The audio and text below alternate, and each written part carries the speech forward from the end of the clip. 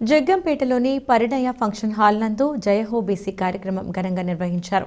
ఈ కార్యక్రమానికి ముఖ్య అతిథిగా టీడీపీ రాష్ట్ర ఉపాధ్యక్షులు జ్యోతుల నెహ్రూ హాజరయ్యారు.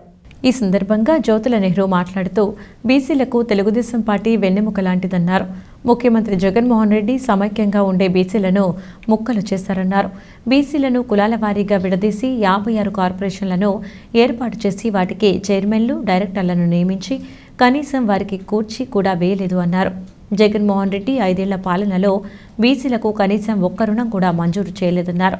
గత తెలుగుదేశం ప్రభుత్వంలో బీసీలకు పెద్దపీట వేసి ఎన్నో సంక్షేమ పథకాలను అందించిన ఘనత టీడీపీకే దక్కుతుందన్నారు. బీసీలంతా ఏకమై రానున్న రోజుల్లో సైకో ప్రభుత్వాన్ని తరిమికొట్టి తెలుగుదేశం ప్రభుత్వాన్ని అధికారంలోకి తీసుకురావాలని కోరారు.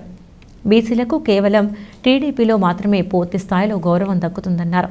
అనంతరం పలువురు బీసీ సోదరులు వైసీపీని వీడి తెలుగుదేశంలోకి చేరారు. పార్టీలోకి చేరిన వారందరినీ పార్టీ కండువాలతో సత్కరించి జ్యోతుల నెహ్రూ టీడీపీలోకి ఆహ్వానించారు.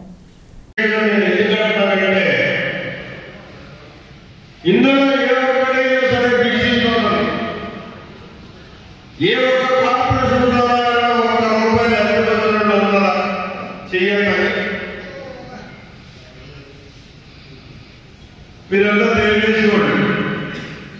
పొద్దునే అనుకుంటున్నారు మీ పక్కోడు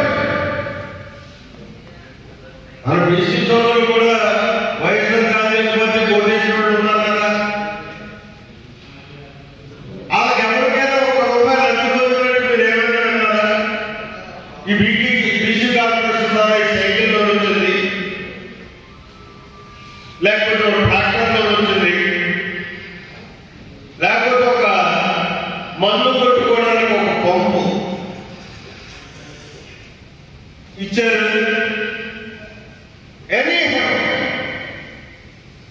ఏ చదువుకోవడానికి ఎవరికైనా సరే ఆర్థిక సహకారాన్ని అందించారా?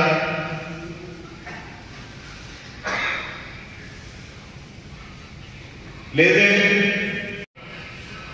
ఎందుకు 56 కార్పొరేషన్లు పెట్టాడు?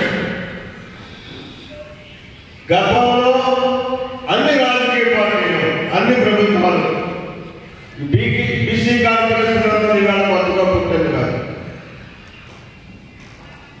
మరి బీసీ కార్పొరేషన్ నుంచి గతంలో ఒక ఊళ్ళో 2కో 3కో 4కో ఏదో ఆర్థిక సహకారం అనేది కదా, అదేమైపోయింది?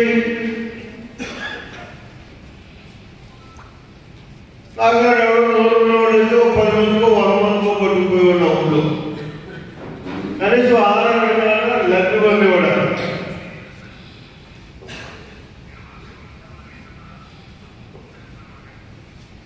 అంటే ఇక్కడ పెట్టినటువంటి 56 కార్పొరేషన్ని కూడా మీరంతా బీసీలు, సమైక్య బీసీలు కాదు అని ముందు చెప్పడం కోసం, ముందు మీలో పుచ్చుకోవడం కోసం